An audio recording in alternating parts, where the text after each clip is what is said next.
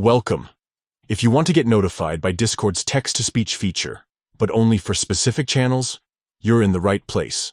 Today, I'll show you how to enable text-to-speech notifications for selected channels on Discord web, right from your PC, using the latest update.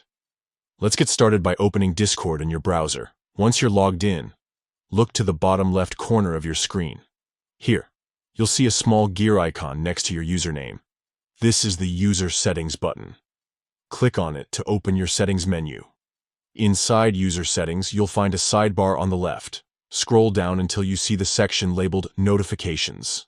Click on Notifications to access all your notification preferences. Now scroll through the notifications page until you find the text-to-speech notifications section. This is where you control how and where Discord reads messages aloud to you. You'll see three options here. For all channels, for current selected channel, and never. To allow text-to-speech notifications only for the channel you're currently viewing, select for current selected channel. This means you'll only hear TTS messages in the channel you have open, rather than across every channel or server. It's the perfect way to keep things focused and avoid unwanted interruptions from other channels. And that's it. With just a few clicks, you've set up Discord to notify you with text-to-speech only in the channels you care about.